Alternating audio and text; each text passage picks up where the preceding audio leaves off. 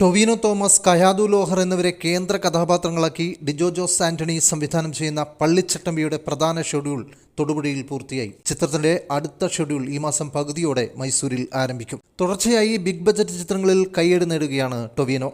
ARM എന്ന ചിത്രത്തിലെ പ്രകടനത്തിന് ഈ വർഷത്തെ കേരള സംസ്ഥാന ഫിലിം അവാർഡിൽ സ്പെഷ്യൽ ജൂറി മെൻഷനും ടൊവിനോയെ തേടിയെത്തി. മലയാളത്തിലെ വമ്പൻ ഹിറ്റായി മാറിയ ലോകയിലെ പ്രകടനവും ടൊവിനോയെ പ്രേക്ഷക ഹൃദയങ്ങളിൽ സ്വീകാര്യനാക്കി.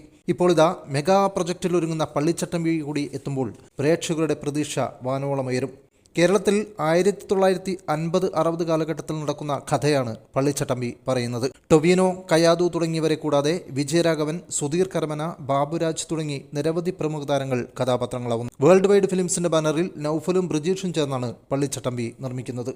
ഓപ്പറേഷൻ സിന്ദൂർ, ഓപ്പറേഷൻ മഹാദേവ് എന്നീ സൈനിക മുന്നേറ്റങ്ങൾ മുൻനിർത്തി പുതിയ ചിത്രവുമായി മേജർ രവി. പഹൽഗാം എന്ന് പേരിട്ടിരിക്കുന്ന ചിത്രത്തിന്റെ പൂജ കഴിഞ്ഞ ദിവസം നടന്നു. Presidential movies international private limited കമ്പനിയുടെ ബാനറിൽ മേജർ രവിയും അനൂപ് മേനോനും ചേർന്നാണ് ചിത്രം നിർമ്മിക്കുന്നത്. പഹൽഗാമിൽ നടന്ന ഭീകര ആക്രമണത്തെ തുടർന്നുണ്ടായ ഇന്ത്യൻ സൈനിക നടപടിയെ ആസ്പദമാക്കിയാണ് ചിത്രം ഒരുങ്ങുന്നത്. ചിത്രത്തിൽ മോഹൻലാൽ മേജർ മഹാദേവനായി തിരികെ എത്തുന്നു എന്നാണ് മൂവി ടീം പുറത്തുവിട്ടിരിക്കുന്നത്.